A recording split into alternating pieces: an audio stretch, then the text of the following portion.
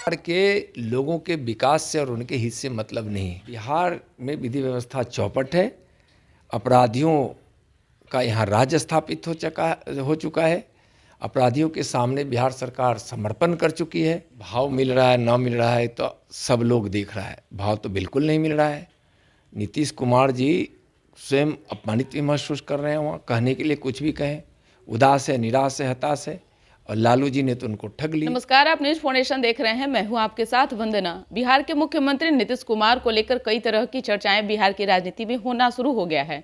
कयास अभी लगाया जा रहा है कि जल्द ही नीतीश कुमार जो है राजनीति करवट ले सकते हैं, यानी कि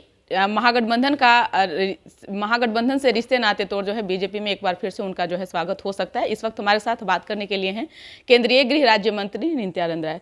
सर, क्या इसमें कितनी सच्चाई है, कितने दावे के साथ इसमें कह सकते हैं कि नीतीश कुमार की क्या वापसी हो रही है? आज वीर बाल दिवस है। दो शहजादों ने, जोरावर सिंह और फतेह सिंह ने मुगलों की तानाशाह को और हिंदुस्तान के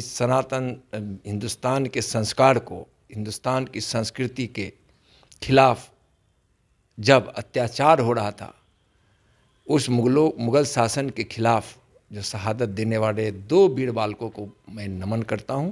और माननीय प्रधानमंत्री जी का देशवासियों की तरफ से, अपनी तरफ से भी मैं उनको आभार व्यक्त करता हूं, धन्यवाद देता हूं कि दो वीर बालक जिन्होंने अपने वीरता के लिए प्रख्यात हुए और इस देश के लिए, मातृभूमि के लिए अपनी शहादत दी, उनके शहादत दिवस पर वीर बाल दिवस घोषित किए। सबसे पहले तो उन दोनों वीर बालकों को नमन। मुख्यमंत्री नीतीश कुमार को लेकर के क्या चल रही है? अभी सर चर्चाएं चल रही है कि बीजेपी में वापसी हो सकती है। देखिए, भारतीय जनता पार्टी को अब इस बिहार की जनता 2024 में 40 सीट जिताने जा रही है। 2025 में एनडीए भारतीय जनता पार्टी की सरकार बनाने जा रही है और जनता यही चाहती है ना। और दिन रात भारतीय जनता पार्टी जो बिहार में विकास बाधित है, अपराधियों को यहाँ खुलेआम छूट मिली हुई है, उसके खिलाफ लगातार लड़ाई लड़ रही है। भय का वातावरण है, लोग यहाँ से पलायन कर रहे हैं, कोई उद्योग लगाने के लिए आ नहीं रहा है। जो बातें आ रही हैं वो सब दिखावे में है। बिहार का विकास जो हो रहा है उसका 72-73% उस बजट का पैसा केंद्र सरकार का होता है। विगत वर्षों में 10 लाख करोड़ लगभग भारत सरकार बिहार के विकास के लिए दी है।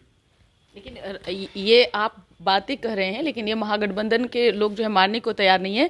जदयू के लोग भी यही आरोप, चाहे आरजेडी के हों, आरोप लगाते हैं कि आप राज्य सरकार को जो है कहीं ना कहीं उनके चीज़ों से वंचित रखते हैं, यानी कि राशि आप लोग नहीं दे पाते हैं, जिसके कारण बिहार में विकास नहीं हो पा रहा है। आप एक चीज़ बताइए, कई योजना ऐसी है जिसकी राशि नीतीश कुमार जी लेने से भी इनकार कर दिए। ऐसा होता है क्या? ये क्या है? बिहार के लोगों के विकास से और उनके हित से मतलब नहीं। कुछ योजनाओं की बात मैं कर रहा हूँ और पहले वापस कर चुके हैं, लेकिन मैं अभी भी कह रहा हूँ कि 72-73% पैसे केंद्र का होता है बिहार के बजट का। और बिहार का विकास जो भी हो रहा है वह केंद्र की योजनाओं से और केंद्र के पैसों से हो रहा है। उसमें भी लूट खसोट, भ्रष्टाचार हो रहा है, घोटाले हो जा रहे हैं। आज कितने पैसे केंद्र सरकार जो वहाँ देती है, किस प्रकार से खर्च होती है, कागज़ पे खर्च हो जा रहा है। और मैं तो कह रहा हूँ नीतीश जी और तेजस्वी जी की सरकार को कि आप जिसको बुलाना चाहते हैं, आप बिहार के नेताओं को बुला लीजिए। और आप कह रहे हैं कि भाजपा वाले लोग कह रहे हैं कि इसमें सच्चाई है, जनता का एक बड़ा सा सम्मेलन बुला लीजिए गांधी मैदान में, किसी गांव खेत खलिहान में, वहाँ हिसाब किताब हो जाए। मैं अभी भी कह रहा हूँ कि 10 लाख करोड़ मोदी जी की सरकार बनी है तब से बिहार सरकार को दिया गया विकास के लिए। एक सवाल है कि लॉ एंड ऑर्डर को लेकर के क्या आपकी राय है? आए दिन जब शासन प्रशासन ही इस सरकार में जो है वो सेफ नहीं है, आम जनता को फिर कैसे सेफ? राय हमारी वही है जो इस बिहार की जनता की राय है कि बिहार में विधि व्यवस्था चौपट है। अपराधियों का यहाँ राज्य स्थापित हो चुका है। अपराधियों के सामने बिहार सरकार समर्पण कर चुकी है। अपराधियों को सज़ा मिलनी चाहिए, वहाँ उसको संरक्षण मिल रहा है। और यहाँ बालू माफिया, शराब माफिया दिन रात लूट खसोट में लगे हैं और सरकार को उसको भी संरक्षण मिल रहा है। एक सवाल है कि मुख्यमंत्री नीतीश कुमार को अब इंडिया गठबंधन में भाव नहीं मिल रहा है, दूसरे तरफ वो अटल बिहारी वाजपेयी का जो है गुणगान करते नहीं थक रहे हैं, लगाव बीजेपी के प्रति उनका ज़्यादा देखा जा रहा है इन दिनों, क्या कहेंगे सर? देखिए, भाव मिल रहा है ना मिल रहा है तो सब लोग देख रहा है, भाव तो बिल्कुल नहीं मिल रहा है।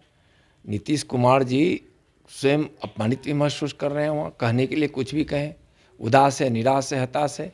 और लालू जी ने तो उनको ठग लिए और बहुत अच्छे से ललन सिंह और विजेंद्र यादव जी ने उनको लालू जी के साथ मिलकर साजिश कर दी, प्रधानमंत्री का उम्मीदवार बना दिया। जब बिल्कुल कहीं से भी यह न पहले दिखता था ना अब है, धोखे में आ गए। भारतीय जनता पार्टी को और बिहार के लोगों को, बिहार के विकास को उन्होंने धोखा दिया। कांग्रेस को लेकर के जिस तरह से आप इन्होंने प्लेटफॉर्म पे लाने की कोशिश किया, कांग्रेस भी अब इनका साथ नहीं दे पाया। मल्लिकार्जुन खड़गे का नाम आगे हो गया, लालू प्रसाद यादव भी समय समय पर इनका साथ नहीं दे पा रहे। कांग्रेस तो खुद समाप्त हो चुकी है और आरजेडी भी बिहार में अपना जनाधार खो चुकी है, तो क्या इनको सपोर्ट करेंगे नीतीश जी को? और नीतीश जी की पार्टी तो समाप्त ही हो चुकी है। तो वापसी हो रही है सर, नीतीश कुमार की नए साल में वापसी हो रही है। वापसी हो रही है केंद्र में नरेंद्र मोदी जी की, और 25 में भाजपा की सरकार यहाँ बनेगी और भारी बहुमत से बनेगी। लेकिन चर्चा है कि केंद्र से बातचीत हो रही है, लोग संपर्क में हैं। हमको तो पता नहीं है, कहीं आपको पता हो तो ठीक है। बहुत बहुत शुक्रिया बात करने के लिए। तो आपने सुना कि क्या कुछ कहना था केंद्रीय गृह राज्य मंत्री नित्यानंद राय का। आप क्या सोचते हैं, अपना ओपिनियन जरूर कमेंट बॉक्स में दीजिएगा। धन्यवाद।